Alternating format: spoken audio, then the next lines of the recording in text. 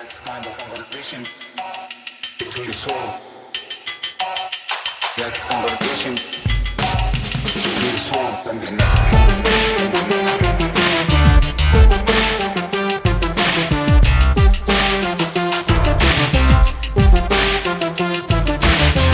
Hello, American Prestige listeners. It's Derek. I am joined, as always, by my friend and comrade, Danny Bessner, and we are very pleased to welcome to the show a distinguished panel to discuss the first 100 days of the second Donald Trump term from a foreign policy perspective. We have joining us for the very first time somebody I'm really pleased to have on the show, Ishan Tharoor from the Washington Post. He's a columnist on their foreign desk. He authors the Today's Worldview newsletter and column.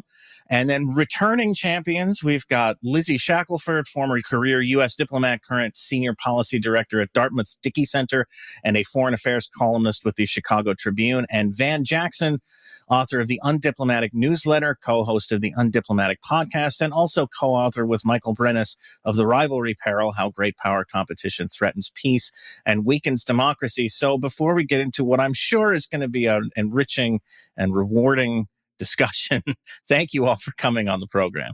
Thanks for having me. Us. Us. It's an us. We're doing this. Just like the lefty to speak on behalf of everyone, man. Wow.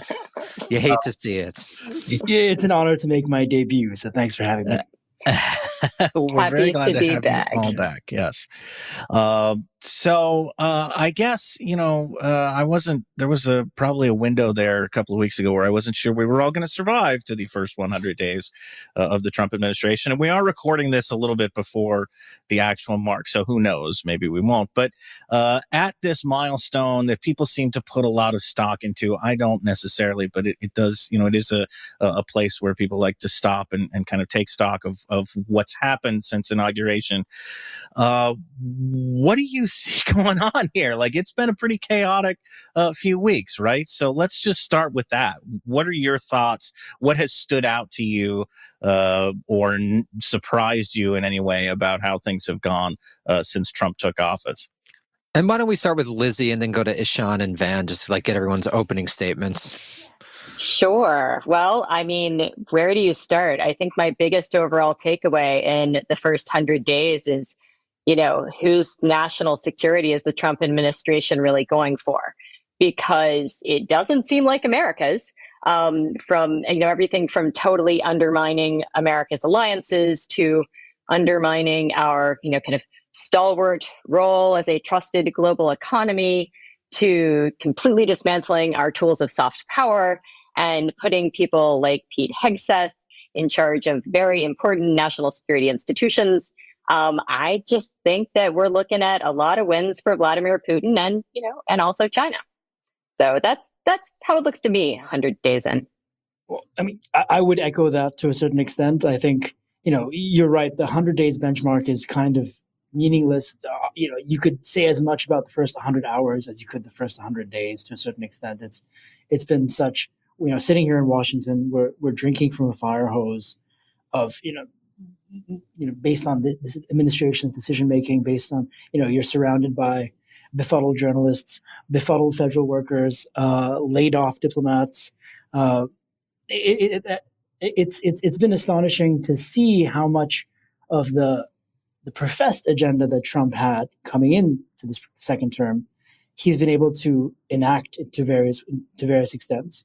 And we shouldn't be surprised by a lot of what's happening, but it still felt surprising because so much of what they talked about in the first term has now really been brought to bear in the second term at a pace that I think has surprised us. It's shown us a lot about the frailty of American institutions. It's shown us a lot about the kind of lack of moral imagination on the part of many people, both in this city and in the country at large, in terms of their ability to voice dissent about what's happening. And I think, yes, I'm on the international desk at the Washington Post, so I spend most of my time talking to non-Americans for my work. And, I've just come out. Right now in Washington, you have a whole bunch of meetings surrounding the IMF and the World Bank. So there are a lot of trade ministers in town. And I've spoken to a few of them who are here. And there's a degree of bewilderment. There's a degree of frustration with what's happening on some people's parts. And what I think is quite interesting, and I hate using the term the global South, but when you talk to some politicians and diplomats from the quote unquote global South, what they're seeing with Trump here is a version of America that they believe has always existed, and now Trump correctly. Yes, right. And Trump is kind of the bluntest articulation of that. And so I think, especially now with his pantomime Manifest Destiny, the groping towards Greenland and all that, we're seeing, a really astonishing articulation of American power on the world stage. I know Derek and Danny have their own criticisms of that power and belief in the sense in which we're seeing continuity and not a departure from the past. But we are seeing absolutely a really astonishing intensification of an agenda that was already there. Yeah. I mean, so everything is fucked, but this is not the first time that everything has been fucked. And there's the hope is that there is an inevitable dialectic in things being fucked, right? And so that things being fucked gives rise to different kinds of opportunities or different kinds of configurations of power and resistance and that kind of shit. And it's like, I should say, if you're an oligarch, everything is not fucked. Everything is great. If you're a crypto bro, everything is great. If you're a defense contractor, everything is great. It's just for everybody else. It's kind of like we've got the John Birch Society has taken over the state and they're waging a war on Cold War liberals. And Cold War liberals had some things within their worldview that we liked. National Security Education Act, funding higher education, basic stuff, freedom of speech, freedom to protest. So so Cold War liberalism is a loser for us. It's a loser for workers. It's a loser for America. But John Birch Society is a different kind of loserism, like the crazies is a different kind of loserism. So it's like Trump tried to disown Project 2025. He's doing it to the letter, but even more so, like he's being extra about it. And so that serves the ends of a white nationalist oligarchy at home. And what their intellectuals have sort of spun up as like civilizational multipolarity abroad, which is a high-minded way of talking about basically like ethno-nationalist blocks doing imperialism more nakedly, like really leaning into it in the old fashion of imperialism. So that's where we're at, and then we can go down all the issues and the various ways that this is finding expression, but it seems like that's the vision. It's like white nationalist oligarchy, civilizational multipolarity. The irony is that the way they're going about this, because they have such a messed up, sort of stunted worldview, they're actually destroying a lot of the hidden infrastructure of global empire in the process. So it's like they're on their own terms, they're not doing a great job of power optimization. But I don't know. So, yeah, I mean, to me, we're clearly in a period of decay. We're clearly in a period of transition, and particularly the global structure of American hegemony is coming apart. And this was something that was very obvious to see. I wrote an article for Harper's. I think it came out in 2022 or 2021, but it was just very clear. You look at the pure material basis of American power, the G7 controls less and less share of the GDP. And it's been a steady trend like that for, at this point, literal decades. And so when the Democratic Party just refuses to acknowledge it, it's not a surprise that a morbid symptom like Trump appears. The interesting thing about Trump is it just shows how ridiculous, to my mind, and I'd love to get everyone's take on this, how just absurd that everything that he tries to do to reorder the economy in any way, either the global economy or the domestic economy. Because you have these tariffs, which are on goods. but he's not going to attack the deregulation of the corporate structure, which allows for monopolization, and he's not going to attack financialization, which are actually two of the major engines that have engendered inequality in this country, both within this country and abroad. So to me, the first 100 days, more than anything, suggests that what I thought before the election turns out to be more correct than what. After the election, I was nervous. I'm like, oh, after he got into power, that I thought I might be wrong, that maybe the far right has more juice, more of a forward-thinking vision, more of an attempt to actually restructure things in a way that would enable the establishment of a governing coalition or a political coalition a la FDR, a la Reagan, that is really able to reorder American politics. But I think, in particular, what the last 2 weeks have shown is that they don't have that vision. That ultimately, there's a lot of talk about the post-neoliberal order. And I think that talk has been demonstrated to be a bit premature, because you can't do tariffs on goods like it's 1850 when there's not a super advanced financialized system that allows companies to invest in multinational corporations around the world and not regulate those financial flows, which Trump has just shown himself totally unwilling to do. So I think that this, in the medium term, the second Trump term might turn out to be a lot more like the first than I thought initially. That there's going to be a lot of Sturm und Drang, a lot of people renting their garments, but Elon Musk is actually going to be out rather quickly. Oh, Trump isn't actually going to try to strengthen workers in any way, shape, or form. Big surprise. He's not actually going to regulate financial flows either within this country or internationally. So if you're not going to do that, then you're not really going to do anything. What you're going to wind up doing is something that I think is going to happen with the United States' position in East Asia. Instead of doing a security transition and preparing our allies to leave, it's just going to happen in a second, right? That Trump is just going to do these random things that emerge from this decaying empire, and he's not actually going to transform things on the structural level. So I'm beginning to think that more and more that it's going to be a lot like the first term. And the most dramatic actions that Trump has taken, which is essentially against targets in the culture war. The Department of Education, deporting graduate students, trying to control Columbia and Harvard, which they're absolutely deplorable. And as an academic, I find them all terrible. There's many, many antecedents of that in American history on both sides. We could even look at Biden and his administration's response to the Palestinian pro-Palestine protests. And those aren't attacking the sinews of the actual structure of our polity. So, which would be very frightening, because then you would have a stable coalition of white nationalism. So I'm just curious what you all think, maybe putting the sort of Trump coming in, and then how your opinion of what Trump 2.0 is has changed or not changed, and maybe put it in the context of Trump 1.0.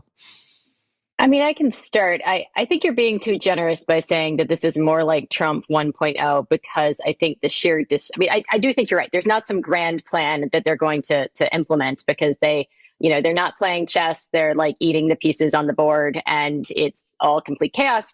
But I do think it's going to be vastly more destructive. They are not working us towards a new world order. They are working towards total disorder, and something is going to emerge, and we are going to be left out.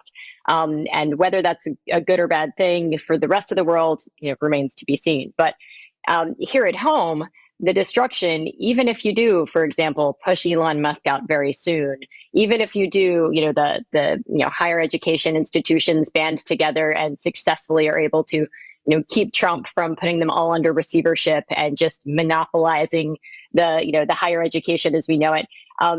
The damage, if it ended today, would still be tremendous because of our inability to get back to where we were. You have just annihilated, a whole class of civil servants that do basic things like make sure we have safe food and don't have, rampant measles outbreaks.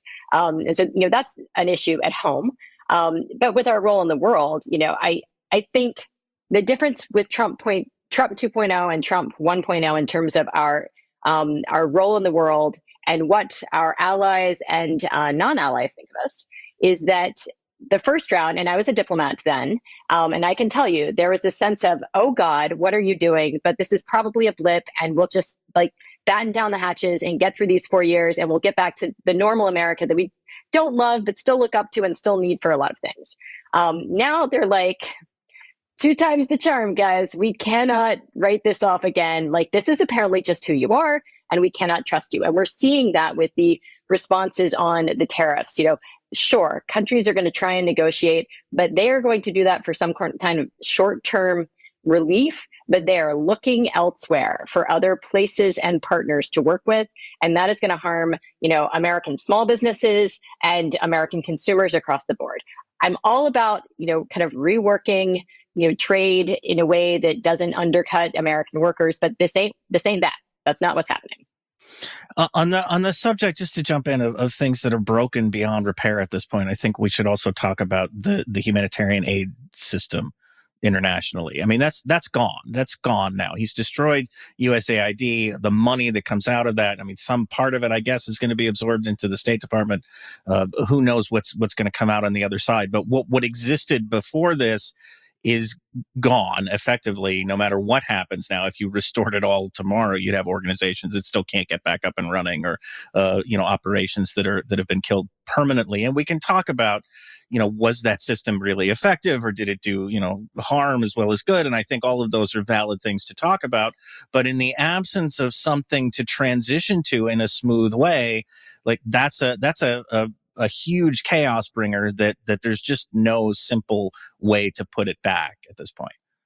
Well, it's like humanitarian aid was one of those many functions that served the interests of global empire, like America's preferred form of like sort of global political and economic ordering had lots of weapons in its arsenal. And one of those weapons, people call it soft power or something, but it's like one of those weapons was humanitarian aid and the ability to like sort of staunch the bleeding in various parts of the world, make things less of an emergency or less of a crisis, without actually addressing any kind of like deeper root causes of insecurity in the world. They're trying to keep stability, not make peace, and global empire had that power. It's losing that power. And so it makes the world more naked, more predatory, and then the tariffs thing is like, there's a promise of rebuilding American manufacturing. And like, that's sort of the main way that the tariffs are rationalized. But there's no, like, in order for America to rebuild manufacturing, it actually has to do it at the expense of the rest of the world, because that's the thing that we spun off during the Cold War to allow to make it possible for other countries to develop, climb up a value chain or whatever. So the idea that we're going to like retake that, which we're not even trying to do really, except on semiconductors, but even if we succeeded at retaking that, who's going to buy our shit? We've taken their ability to climb up a development ladder.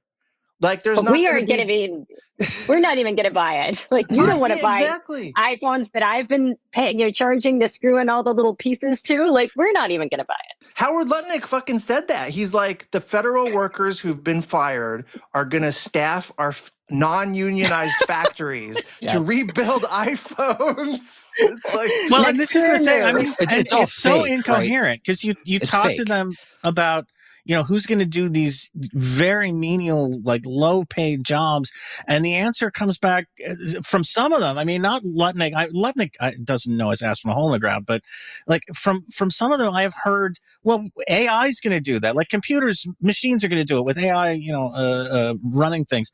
So then it's not going to create any new jobs. Like, what is the point then? 50% unemployment, but don't worry, we've got prison labor from throwing in jail all the peace protesters. I mean, like, this is the nightmare. That is, you're going to be tariffed because it's going to be coming in from El Salvador. It's a joke, dude. Like, they're just this is the thing that makes one of the things that's very different about Trump 2.0 versus 1.0 is that, like, there's a very overt war against workers that's happening that was more passive and typical in Trump 1.0. And it's like really aggressive now.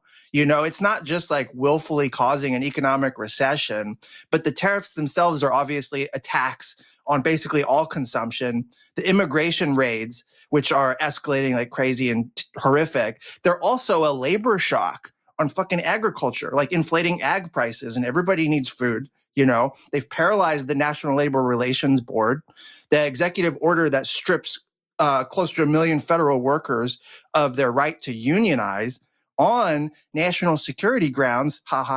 They're spiking the unemployment rate by firing hundreds of thousands of federal workers. They're rolling back student loan forgiveness, right? They're waging war against the modern university system, which historically has been a basis for social mobility in America.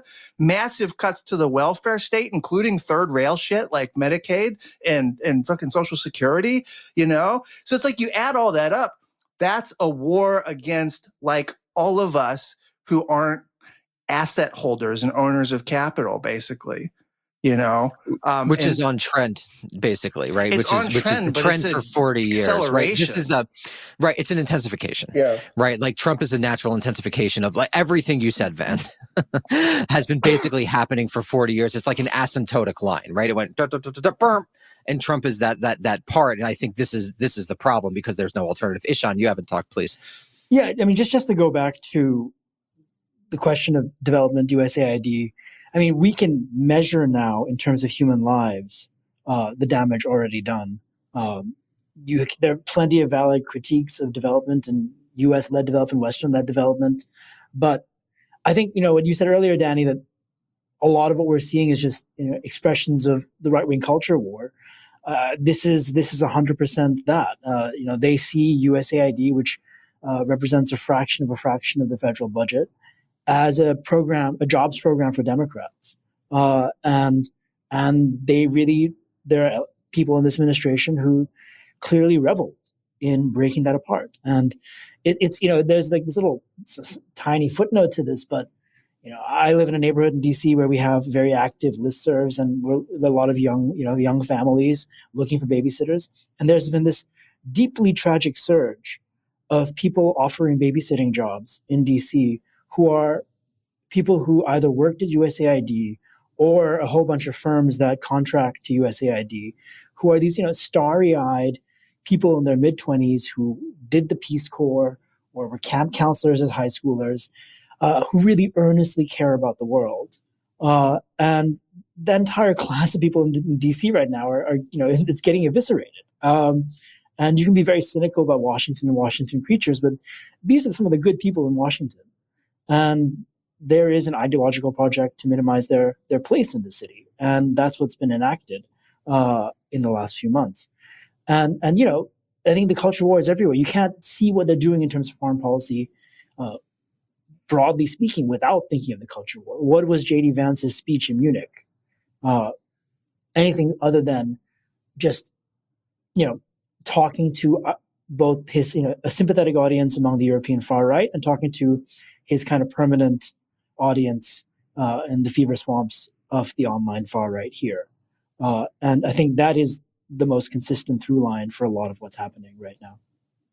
So how do you think this relates to the overall decline of the United States as world hegemon, which is something that is very obviously happening, which is something that Biden came in pretending that he was going to be able to reverse, which to me is a damning indictment of the entire foreign policy establishment, which I still don't think has addressed the fact that Jake Sullivan seems to have been an unelected president for 2 years without anyone really talking about that. And now he's at Harvard, which to me is like problematic, to say the least. So there's like also a deep rot, I would say, in the liberal establishment as well, that basically allowed this to happen. So what's your take on like this actual decline of the United States as global power? MAGA to me and Trump is a force of acceleration of American decline that was already happening. Like it was a more secular decline, and now it's like really being juiced. And so this is most evident to me. Like the Europe stuff is worth talking about, but it's really in Asia, which is the core of the global economy and global production, and also happens to be where the other great power is, right? That's where you see the shift in the acceleration and evidence, like 145% tariffs on China. The administration, like Scott Bessent, is already trying to walk that back. And China has basically gone tit for tat and said, fuck you guys. And the reality is that America wasn't in a position to sort of strong arm China in this way. And America is also not in the position to strong arm smaller powers in Asia in this way when those smaller powers are deeply reliant on China's rise, for lack of a better word, for their own economic fate, their own political fate. And like trying to force a choice on these smaller countries in Asia they're not going to like the choice that these countries make. It's going to be, if you force them, they're going to choose China, but they would prefer not to, right? That's how it's going to go for almost everybody, except maybe the Philippines. So that's like America is isolating itself from Asian political economy. You know, it's cohering the BRICS plus nations, which otherwise don't have much in common. You know, like China's actively promoting like digital renminbi as a currency to denominate transactions in. They weren't promoting that before. It was something that like they saw they might benefit from, but like, hey, they're also heavily invested in the US dollar. Now shit's changing, you know? So like it was already the case that America was like the declining hegemon. And in Asia, that meant that like China would be the dominant power, but not a hegemon. You know, but now that's all happening on like faster timescales, I think, than anybody could have anticipated. And it's happening in a way where you cannot ignore it anymore. It's impossible to ignore this shift. You know, so I had this conversation a couple of years ago. So this is when Biden was president. This is when the U.S. was repeatedly vetoing Security Council resolutions on Gaza in New York. And I was having a conversation with a diplomat from, let's say, a BRICS country diplomat, who said, you know, the Americans spent a lot of time lecturing us about the fact that Russia and China are revisionist powers on the world stage, and they're practicing revisionism by doing the things they're doing. But the reality of the moment is that the United States is the revisionist power on the world stage, and I think that was a pretty. At that time, I felt, you know, sitting with my Washington Post hat, I felt that was a, you know, pretty interesting, provocative statement. I think Trump has made very clear that the U.S. his policy is explicit revisionism, and you know, it really does feed into the Chinese argument about American hegemony, about America's refusal to allow for a kind of emergence of a multipolar world that works along the terms that the international system can provide for, and yeah, I think that this acceleration that we're seeing, especially with tariffs and the complete chaos and havoc that it's provoked, it's everyone you talk to who is in the foreign ministry or finance ministry of another country is just completely bewildered by what they see as kind of America undermining all the actual sort of foundations of its own power, and that is its kind of stable alliances, that is the trust in its economy and in its currency, that is to a certain extent a belief in its a trust in the kind of ways in which American officials you know, have certain kind of cornerstone liberal beliefs about the international system and the international economy. But yeah, this is we're in a moment now where the scales are falling off a lot of eyes, and we're seeing America in a very different light. Now, America's decline from hegemon was inevitable, of course. I mean, we've seen this coming for a while. In some ways, it's because of, you know, globalization or declining power, but and I will not go so far as to say, like, you know, Trump is Biden's fault or Jake Sullivan's fault. I mean, they certainly, they were fighting that fall from hegemony, and I think that the Biden administration could have done an awful lot more to be more humble and, you know, kind of build our strength through, you know, kind of appeal to more of a base across, you know, the global rest and whatnot. But what we have now is, I mean, it's you know, beyond acceleration. I mean, it is acceleration, but it's just the worst possible way to be going down, because with every turn, what we are doing is taking all of those tools that we could have used to bolster our relative strength to others, because that's where we are at this point, relative influence. And we're just kicking the shit out of them, our allies, our trading partners, and we are just rolling out the red carpet for China. I mean, very specific things like, the news out of the State Department that they're going to be shutting consulates and embassies across the world and reining in our diplomatic reach. China's been expanding. They already outnumber our diplomatic posts around the world, and that's going to go up even further as we shut things down.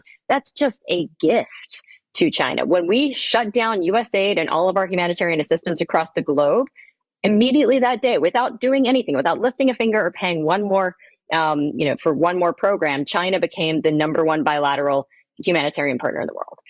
So we're just rapidly speeding up China's influence in the world by our own doing. So there's a couple of things. I think, it's not 1945 anymore. It's not 1989. There's actually a history of American power in the world. It's a pretty grim history. Millions dead, tens of millions displaced, very many attempts to overthrow regimes more likely to experience mass death.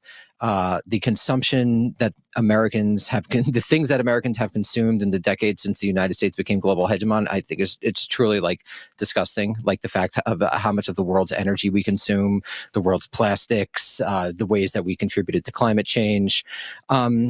So, I mean, should the United States even rule the world? I know, or I think we're all Americans, or at least we've spent significant time here.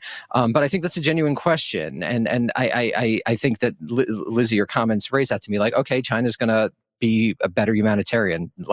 We've been a pretty shitty humanitarian. I mean, everyone loves PEPFAR, which is ironic because it's a Republican destroying the one good thing George W. Bush did. But I mean, our record's pretty atrocious. And to me, that's not even a question. I mean, the historical work done the United States has been an engine of death and destruction. What's the counterfactual, Danny? What's the counterfactual? Well, I think that could have also been much the evidence. Worse. Yeah. So I think a couple things. It was good if you were in Central Europe and to the West, and it was pretty shitty if you were in Latin America, and really, really shitty if you were in Asia. And I don't think the Soviet Union had global designs. I think that they wanted to be regionally hegemonic, which, whatever we don't like, they were not good in Eastern Europe. I'm not going to apologize for the Soviet Union. But I think this is a real time to actually ask, should we actually be running the world? And the record to me is not very good. And I think that people in DC don't actually ask this fundamental question. And I think that's a real problem. It's an intellectual problem and it's a policy problem, because the actual deeper tradition in this country is to actually remain relatively politically and military aloof from foreign affairs. That's what we did for about 175 years. And this isn't even getting to the militarization of our culture, which is, I think, really, really atrocious. I mean, think about the militarization of the police who are using all that global war on terror gear, the racism, the xenophobia, the anti-immigrant sentiment that empire abroad leads to at home. So I'm just curious what you all have on almost this meta question, stepping outside of ourselves a little bit. And I think Trump provides, like Van was talking about the dialectic, provides an opportunity to actually ask that fundamental question, which hasn't really been asked in this country since 1940. And that's a century, and that's a real problem to me. I used to ask this question of why does America need primacy? Why do you think primacy is good for the world?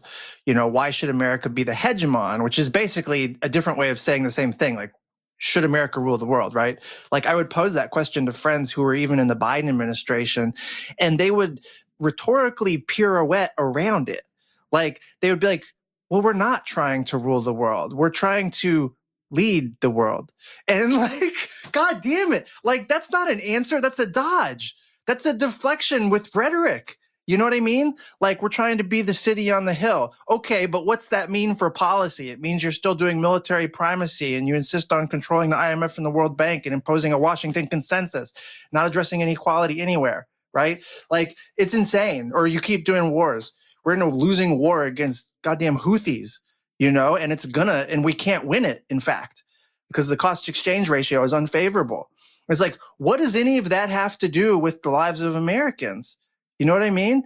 They've lost the plot, but it's because they're committed to this intellectual construct of primacy, which they do not name as such anymore because it has a bad name. So they rhetoric around it, So like getting them to face these questions is like damn near impossible because they just change the words they use to keep on doing similar kinds of things, Yeah, I would.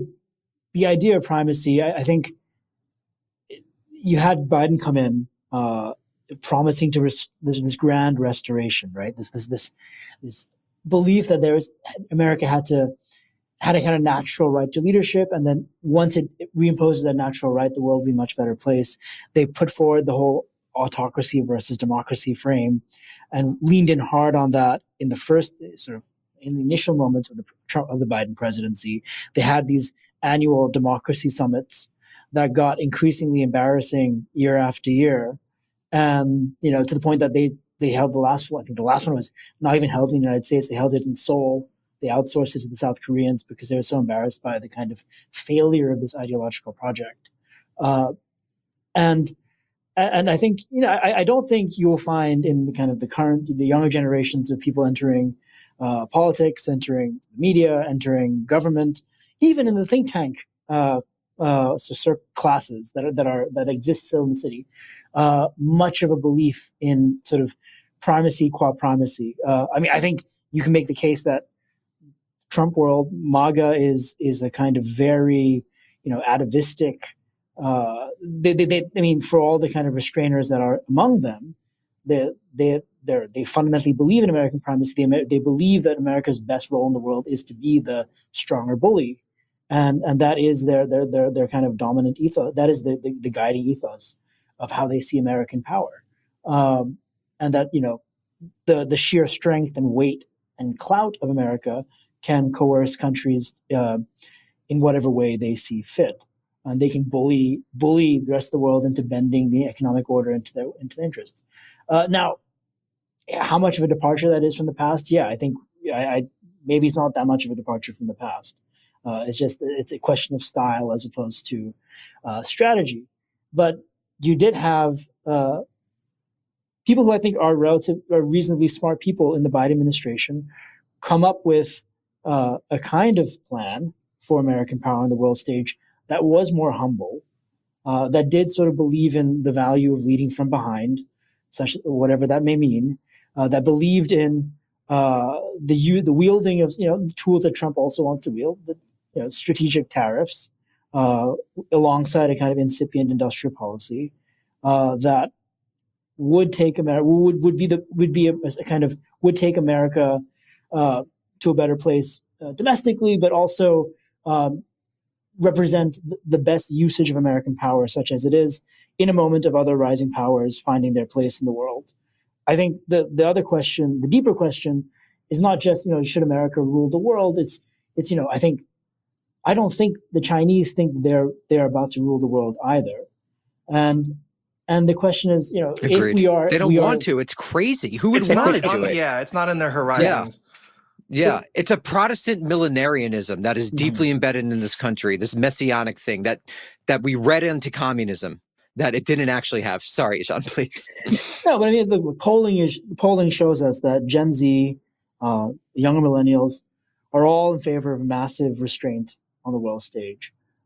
There is a kind of inexorable shift happening domestically here when it comes to how Americans see themselves on the world stage, that I think will kind of settle these questions for us, regardless of what some administrations do. What I'm curious about is, Trump is accelerating us to a place that is really cementing the validity of the Chinese narrative about America and China's narrative about, a better order. And I think the one thing the Biden folks were doing was they were trying to figure out what does a U.S.-led multipolar order look like, and would it be better than what a multipolar order emerging out of Trumpist chaos? Would it be better than that? And that's a question that we don't get to answer now. But I think that was the kind of those are the sort of two things that were in play amid a very chaotic, crazy election cycle. Can I get in on here? Because I do not want or think that the United States should rule the world, but being completely honest, I would prefer living in a world where that looks more like at least the America that we look like we're about to lose, that looks more like the, good governance, checks and balances in governance, having individual rights that, are at least respected or you can take them to court. Rather than a world that looks increasingly like the kind of, governance that we have in China. I would like that. Now, I don't think that the United States should be out there foisting that upon any other countries. We have seen that doesn't work well. But I do think that in another universe where a more humble, American administration that understands that we have something to offer, but that we can lead by example, could do a better part of, pushing for that kind of good governance globally. I think we need to get away from talking about democracy promotion. Now, that said, I do not see a world where I want the Trump administration's approach to things to be influencing anyone, because for me, that is an approach that is more authoritarian. And I do think, growing authoritarianism in the world is, it's not something we should go to war over, but it is certainly something that I don't want us to contribute to, because I want to live in a country where I have rights, where I'm not going to be whisked away to a torture prison in El Salvador. And you need checks and balances and rule of law to have those types of things. So I would like a world that abides more by, rule of law and checks and balances than one that I think would, under the growing influence of either Xi or Trump. But then how do you explain Gaza? I mean, like, all that stuff just does not.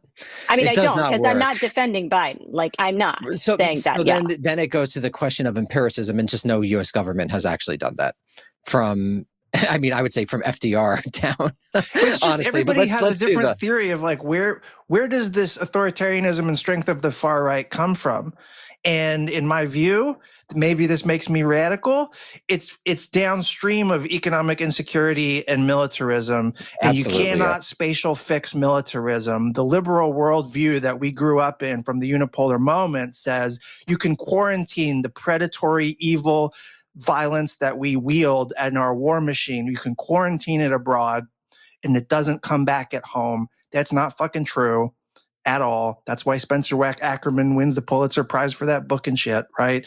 Like, the war on terror gave us Trump, and it goes much deeper than that. But it's economic insecurity that feeds this stuff. It's militarism that feeds this stuff. If you have a foreign policy that exacerbates economic insecurity for people, even if it's not for Americans, but others, it comes back.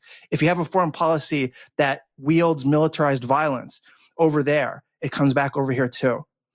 We have to have a foreign policy that doesn't do that stuff. I totally agree. That's why I'm not saying I want a Trumpy America to rule the world. I want us to work towards a place where we govern better and have better foreign policy, and then we can be an example. I don't think we can do that where we are. It's never happened, though. I mean, I think this is the issue. Like, the actual history of the U.S. since 1945 is just every different type of president, different personalities, different parties, different approaches to governance. They all wind up doing the same thing, which to me is just leads you back to the classic anti-imperial critique of the 19th and 20th centuries, advanced by people like Charles Beard and, one might add, George Kennan, which is that you can't run liberal world ordering is an inherently violent, dispossessing project. I'm not saying we want to rule. I'm saying don't do it. But I'm also saying don't tell China to do it either. I mean, I think we focus on back home and trying to fix our governance and our politics. I don't think we and then if we look better, if we're prosperous, if our workers have better lives, others can look to that and see things to take away. And that's as far as I would go on that. Although I would return some humanitarian work around the world. We need that. I would say that there's an era where every problem in the world, you would raise it in this city, and someone would say, "Oh, well, is this a failure of American leadership, or is this an example of overreach in American leadership?" And there's a lot of things happening in the world that are not about the U.S.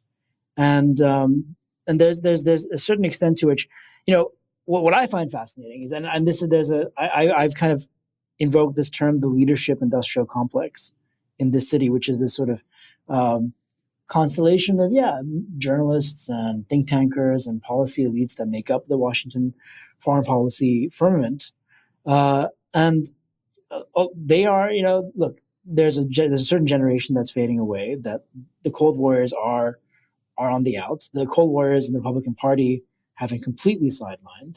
And then there are reckonings happening within the Democratic Party. We'll see, where that goes. But I'm hoping for a future where the question of whether America should rule the world or not it's not an interesting question, because it's not really the world we have right now. America can't rule the world anymore, and no other country can on its own. Unipolarity is finished. Much as, I think there's a way in which you can see Trumpism as a kind of raging against the light of that.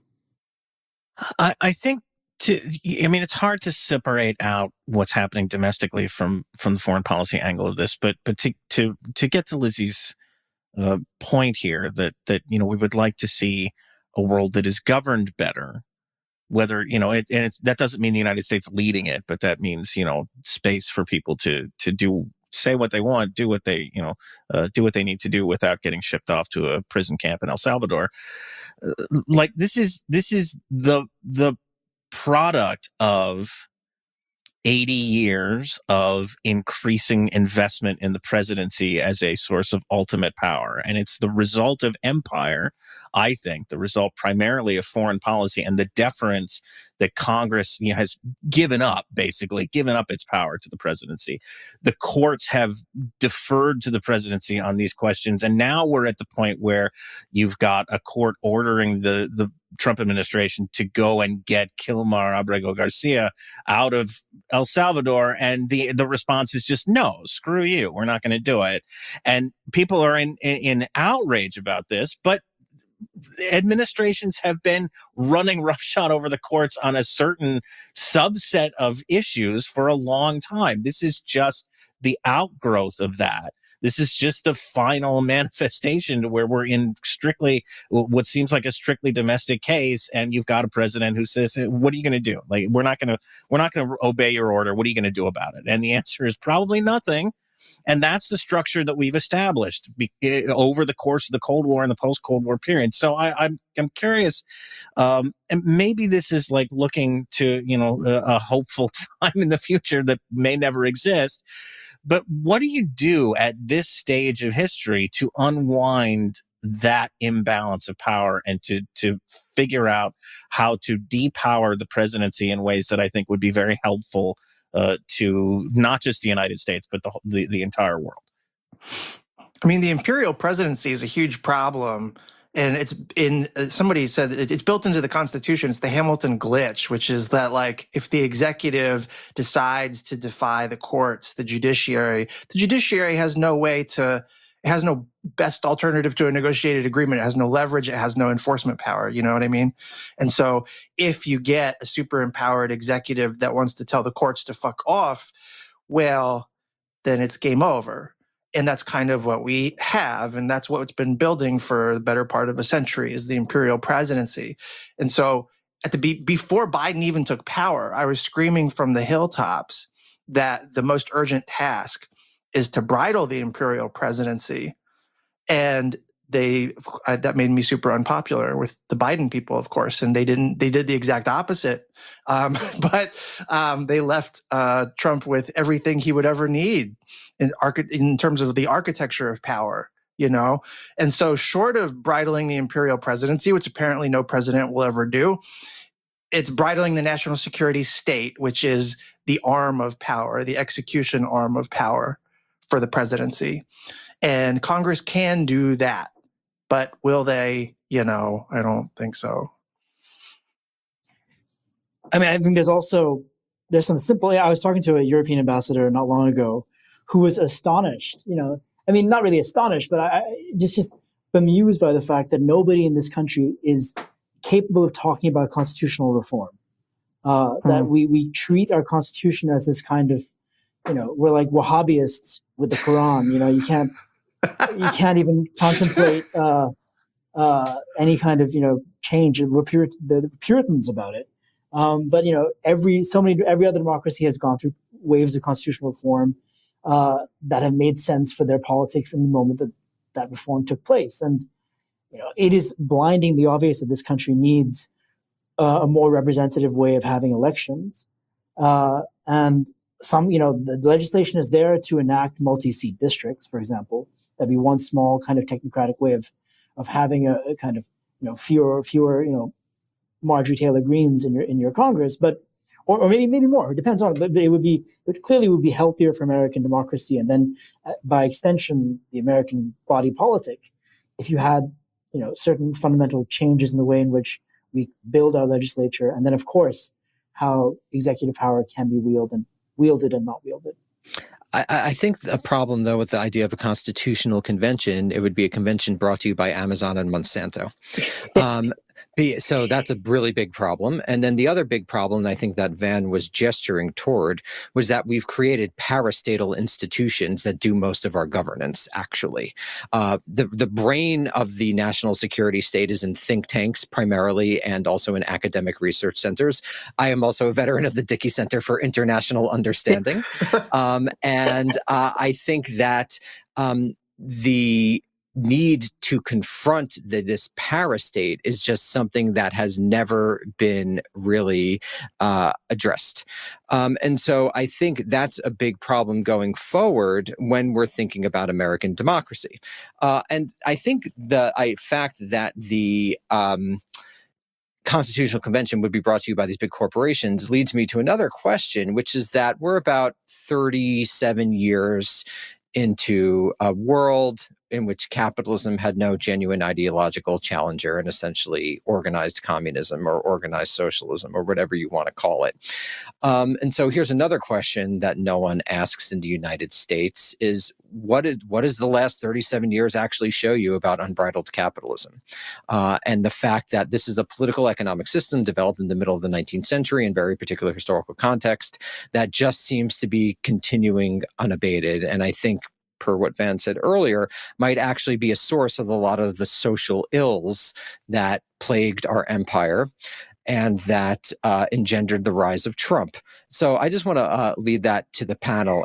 Yeah, I think that the real failure of unbridled capitalism in this country is definitely a huge source of what drove us to where we are today, and why Trump's culture wars have been so effective, as they basically have been using them as a way to convince his base that, don't look at the fact that there are billionaires who are doing way better than you. Just be pissed off enough at somebody else who's lower than you in society that you can then shit on.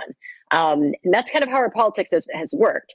The problem is, it is just, the amount of power that has been accumulated in this unregulated capitalist system is ungodly.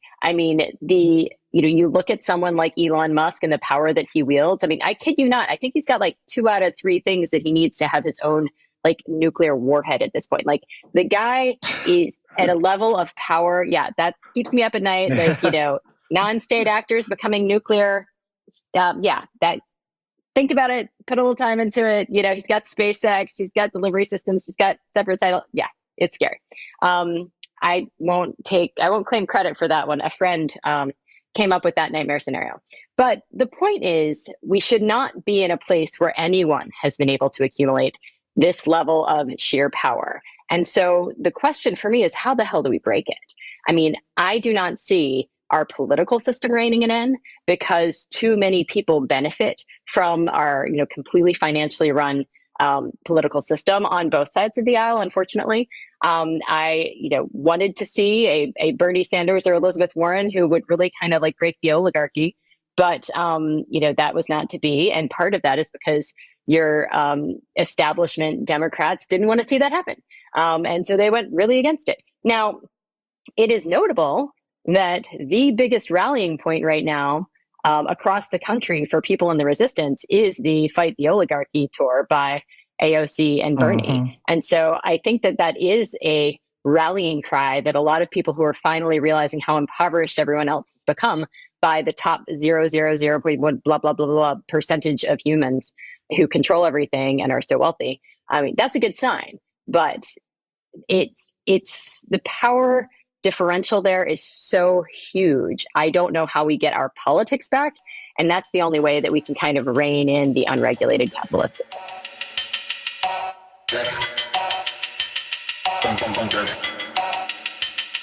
So, Lizzie, I totally agree. I don't think we're going to do anything about it, which I think leads us into the one of the reasons that I believe that many people feel despairing at the moment. It is really a moment of what Mark Fisher, of course, called capitalist realism, or what I'm playing on that, calling imperialist realism, that we can't imagine ourselves out of this hellhole that we've created as a species, which I just might add is exactly what Marx predicted would happen. So then what do we do? I mean, like, this is the thing, besides subscribe to American Prestige. But this is really the question, right? Like, when our political system is incredibly dysfunctional, when we've concentrated capital in a small hand of wealthy elites whose primary vision for humanity is leaving the earth, and there's no path to change, what do we do? And I think that the reason I ask that is this feels like a moment that the best we can do is not even chart a path out of the crisis, but diagnose it correctly. But it might be worth thinking about, like, what has gone wrong? How does Trump in his first 100 days indicate what's gone wrong? And then what do we do to address it besides, Ishad, I love the recommendation of the technocratic fix, but I don't think that, that or abundance liberalism is going to work. So I don't know. I feel pretty despairing most of the time, and I wish I didn't. Well, so this is one of the part of the critique I had of the Biden era, was that the Bidenistas were basically betting that China was going to be like, villainizing China, building an entire worldview around opposing China, that was going to be the ticket to a New Deal or something. Like, that was going to be the fix to the problems of capitalism. But it's really a deflection from the problems of capitalism. It's scapegoating China for decisions that, like, we and our capitalist class made. Like, we call deindustrialization in parts of the Midwest, we call it the China shock. That was like a big concept in the Biden years. And it's like, what you describe as a China shock is China benefiting from being a low-cost manufacturer where it can exploit its workers in a previous era. And our capitalist class can relocate those manufacturing jobs over there to take advantage, like capital mobility, but not human mobility or whatever, right? So, like, it was decisions that we made and that our parties, both parties, made, that created that situation. And instead of facing that and trying to address it and say, like, okay, we have a diagnosis of what went wrong with capitalism, they've dodged that and said what went wrong is that China took our jobs, and they've used it to build a superpower military to challenge our primacy.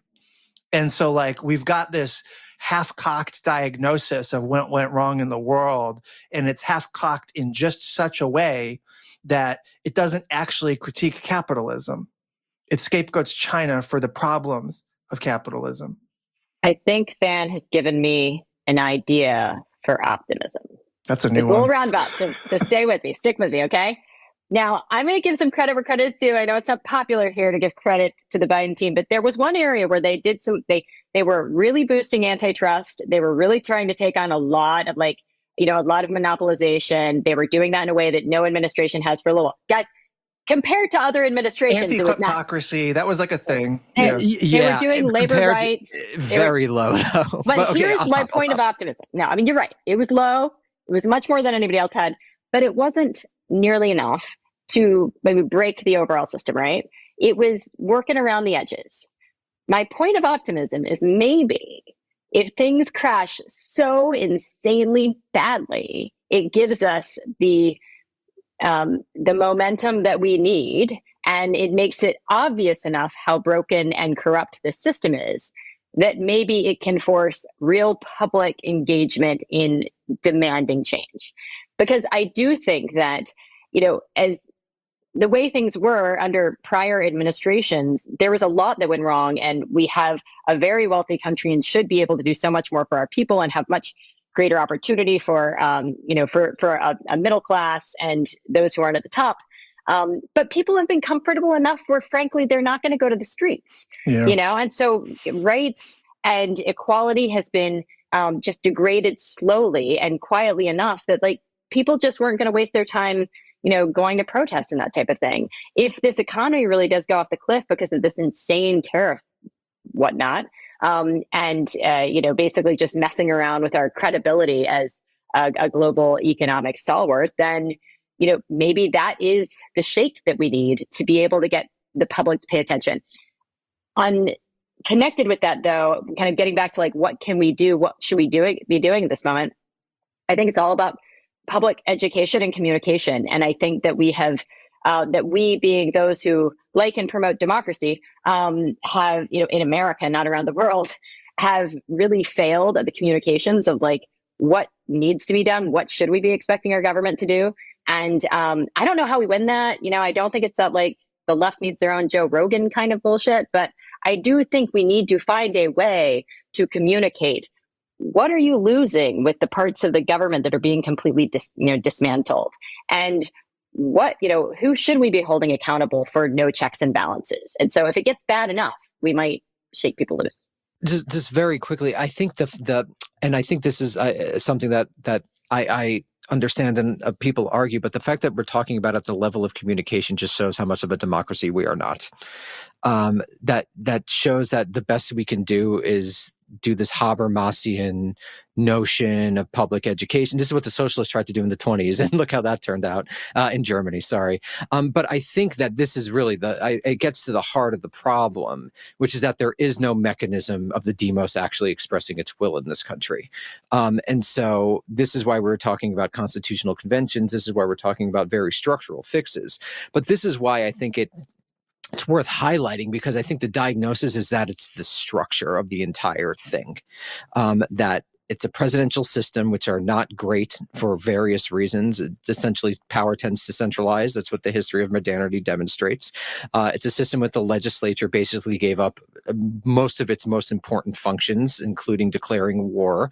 It's a system in which, for various peculiar reasons that Aziz Rana explains in his recent book, liberals came to rely on the court as the mechanism of social change. And we see how that turns out when liberals don't, or actually just make a series of terrible political decisions like Ruth Bader Ginsburg, which highlights the problems with contemporary liberalism.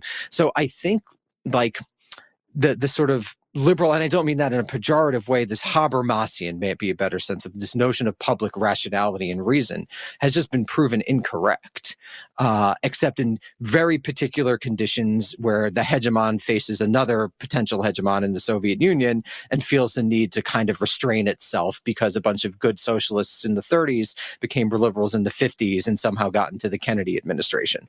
So I think that that's a very peculiar context that has not been repeatable. So this is like just again to say why I'm so despairing, because I don't think you could educate everyone and everyone could have the right idea and it's not going to matter a damn. It's not even, I don't even know that it's a question of educating. If you look at what's happening, when people confront MAGA legislators who have town hall meetings, like the public is out in front of the so-called opposition party on a lot of this stuff. Like they see the day-to-day effects of cutting, the forestry department or cutting the ag department and like, Doge kind of running roughshod over offices that affect their lived experience in the places where they are.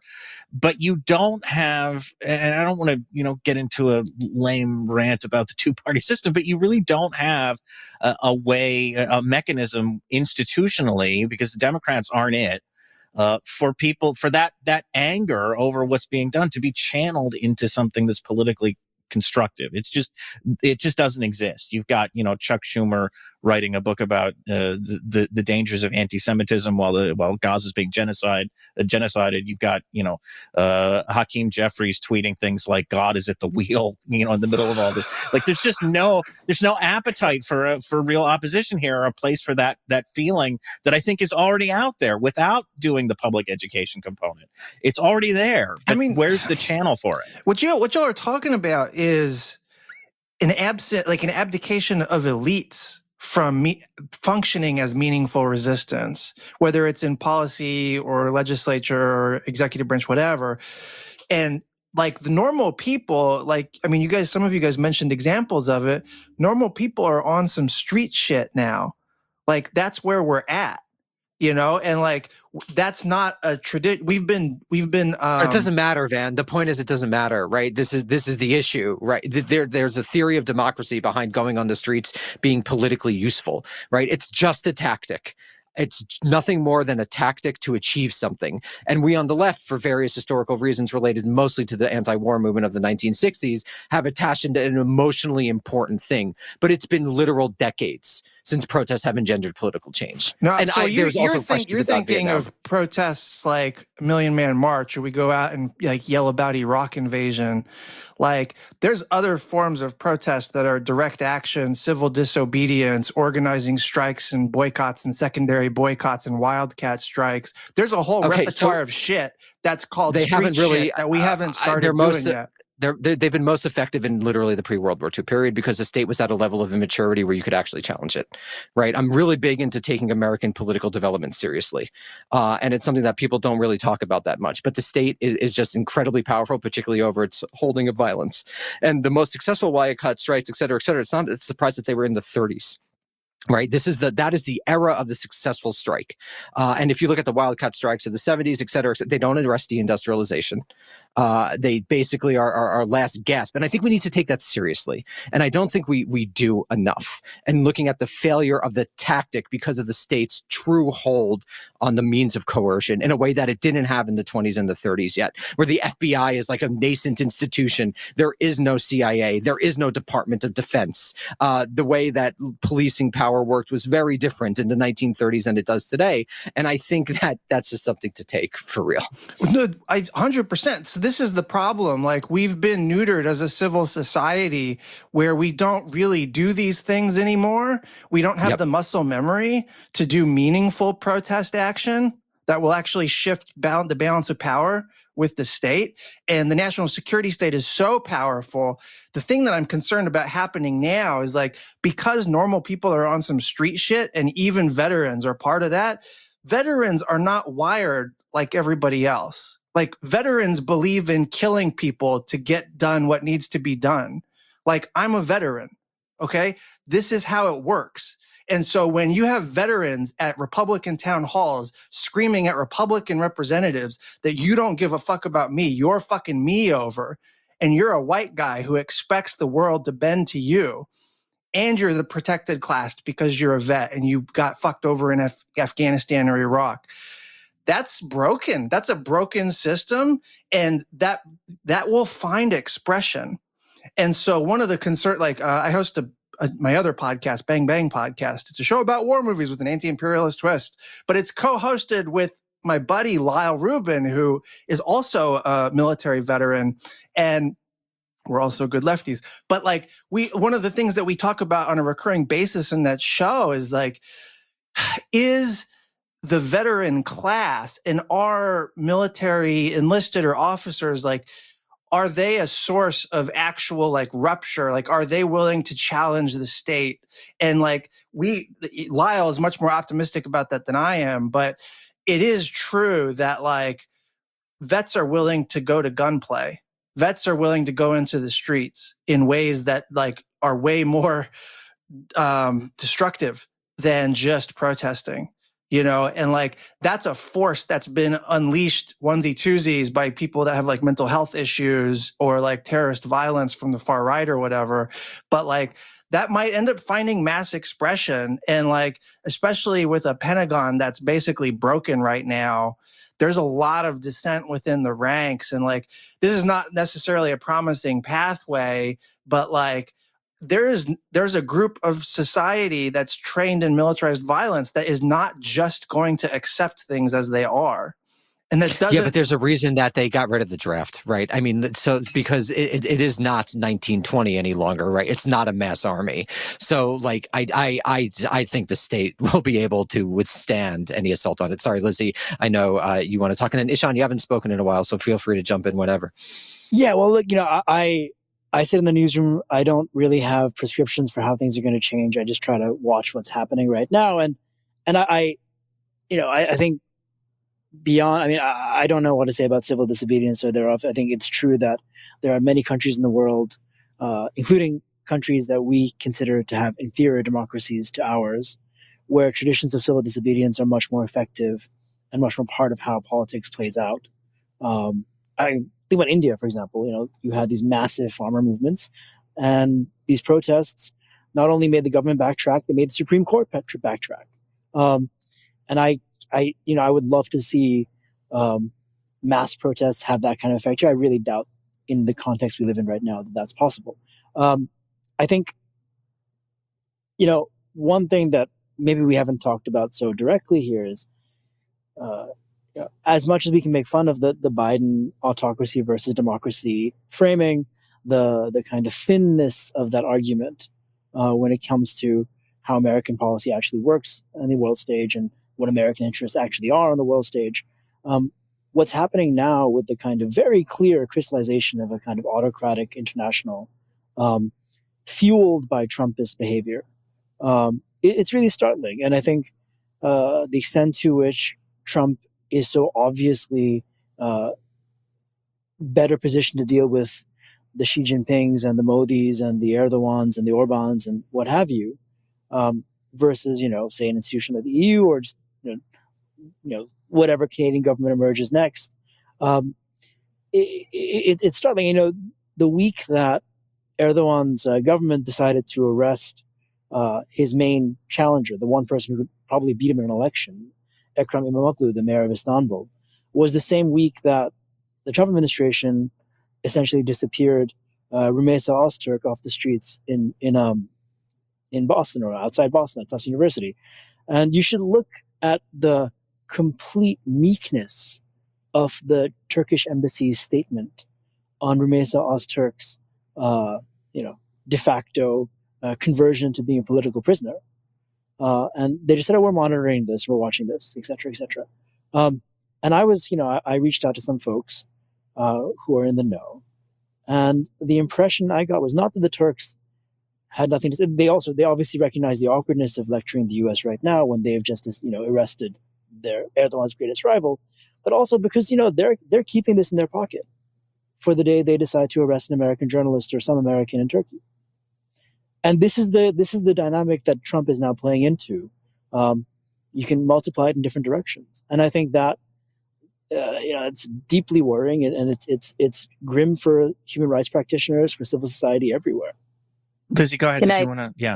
Yeah, that's circling back to Van's point about veterans on the streets with guns, because I think there's one moment of public protest that could be really notable. And I mean, I agree with all of you.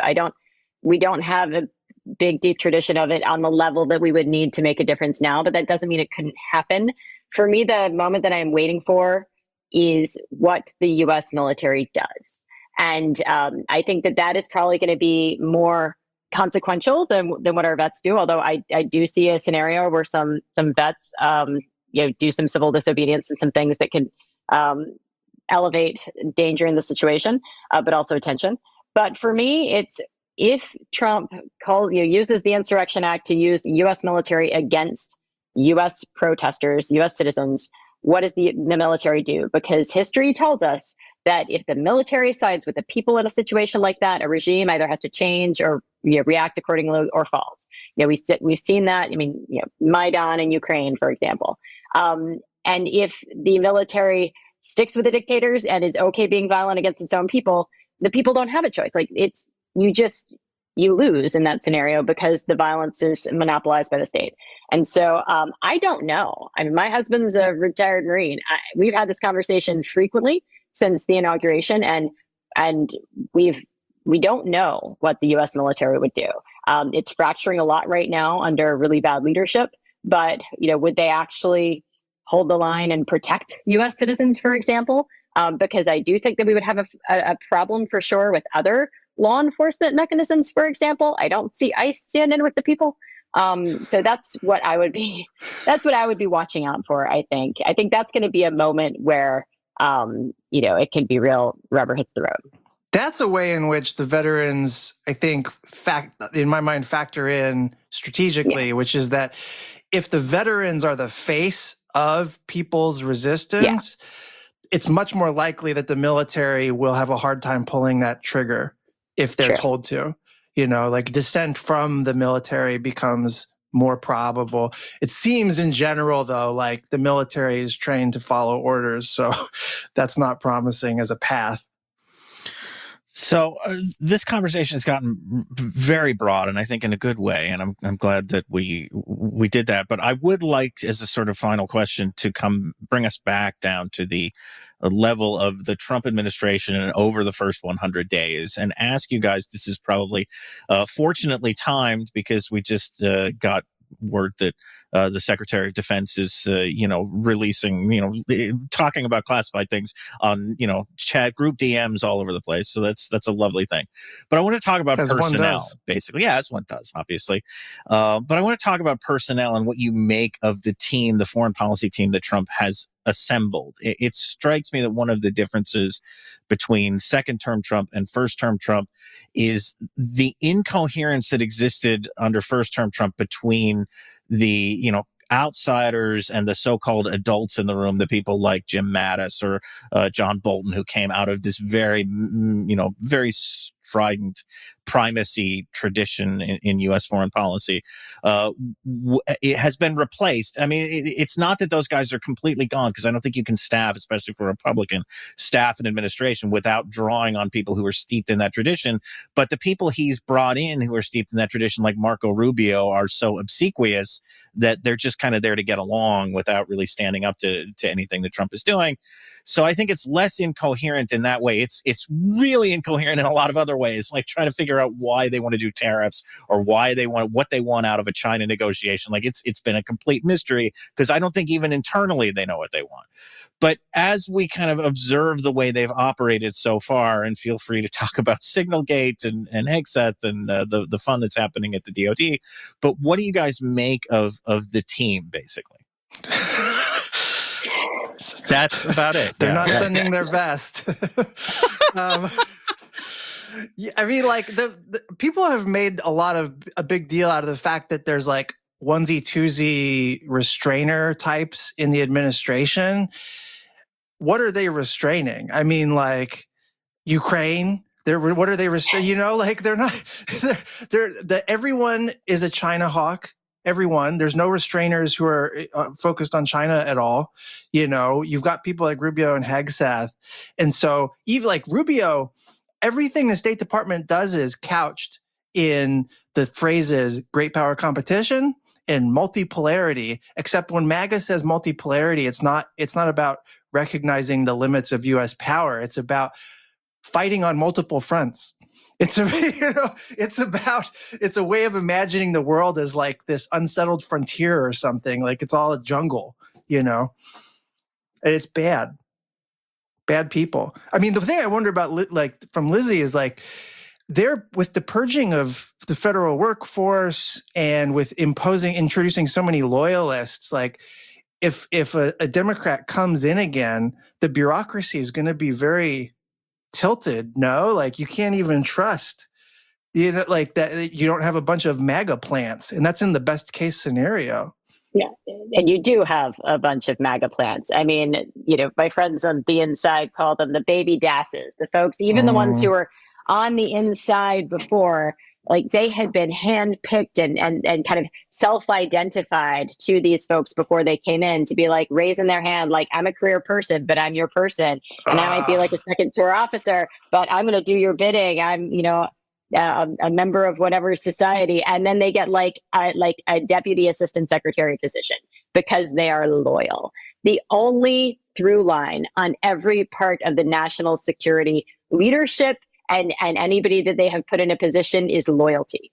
And, I think a lot of us thought, well, at least Marco Rubio is like an adult in the room. Marco Rubio is the one who negotiated with Bukele the plan to build prisons to put American citizens in. I mean, either he has just gone completely. I mean, I don't know. He could be like his brain's been taken over. You're telling me by Marco fungi, Rubio didn't have core beliefs in democracy and due process? Not in my democracy, Little hands? not in due process, but he had core beliefs in things like Basic being against civil rights. Russia. None of these people do. Like that's just what history shows over. Sorry, but yeah, I mean, I do think there are people with core beliefs. Look at Bernie. Bernie, like him or not, he's held his core beliefs for 150 Obama years. knifes in the back when he could have prevented us from all of this. But yeah. Going back to these guys, I mean, I wouldn't trust any of these people to walk my dog, much less with any sensitive information. And so I think that the people who are trying to lay some kind of broad strategy that they're building for their engagement, it's bullshit. It's all it is loyalty. And then there are people who are more or less afraid of, nuclear war or complete economic annihilation, who are trying to kind of steer things around the edges. But that's it. I mean, there is no one in there who is not going to do Trump's bidding. And I think that's the only through line. On the career folks, yeah, I think we've got a huge problem because there's so much that goes on in the world with our relationships, less now, that, if you want to do business and figure out how to do business with, some other small country, we have all of these tools in place and experts who can help you figure out how to do those things. If you get arrested or severely injured in a foreign country, like the MAGA faithful do not take care of our American citizens overseas. So all of that infrastructure will be gone. And someone who comes in is going to, and at that point, it will be labeled as being a witch hunt, trying to push all the MAGA folks out.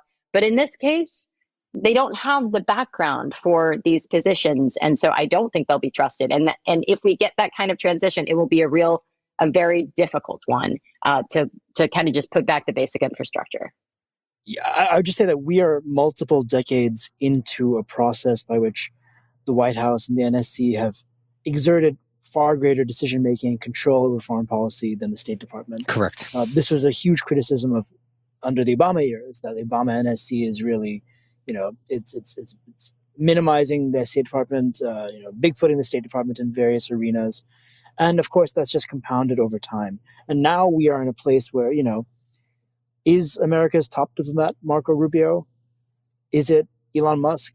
Is it Steve Witkoff, who is one of the more interesting and curious figures in this administration right now? He's disappearing around the world in a very small private jet to different capitals, shows up in, Moscow in the morning and Doha in the evening, and is making a lot of decisions and being the chief envoy for Trump, as somebody with no diplomatic experience, another real estate guy. And he is as visible and probably as influential at this point as Marco Rubio, who is... And with no one else in the room either Exactly. for any of this. Yeah. What is the role of someone like Howard Lutnick? He's kind of like the Baghdad Bob of this administration. But this is it's a cult of personality. That's what the Trumpist movement is. He surrounded himself with loyalists. Is Rubio even important enough or influential enough to be Rex Tillerson this time around? Or is he just going to stick around and be part of the apparatus that exists around Trump? He has done the bidding of Trump the entire time. He's presiding now over a radical gutting of the State Department. There are reports that he has, prevented, certain things, but it's very unclear what those are and how important that is, given the scale of the cuts and, of course, the dismantling of USAID, which in a different era Rubio defended and championed. I think the cast is almost less important this time than it was the first time, and the Uber sort of image above this administration, this kind of consolidation of a certain vision of right-wing power in this country alongside tech oligarchy is what drives this administration, and the personalities assembled are less important than the big themes there. And then the question is, are the Democrats going to go in and disassemble the tech oligarchy? And this is the big problem, because I think that there is no real vision for liberalism going forward. And we're just going to go back and forth between various failing approaches to understanding the world. But I think on that note, I just want to take the time to thank everyone for joining us and for spending your Wednesday afternoon, or Van, I don't know, is it like 4 a.m. there? Your early morning? It's Thursday morning here, but yeah. Thursday morning. So thank you all again. Thank you to everyone for listening. And should we end with God Save America or the Internationale? All right, everyone. Thank you. And we'll see you again soon. Bye.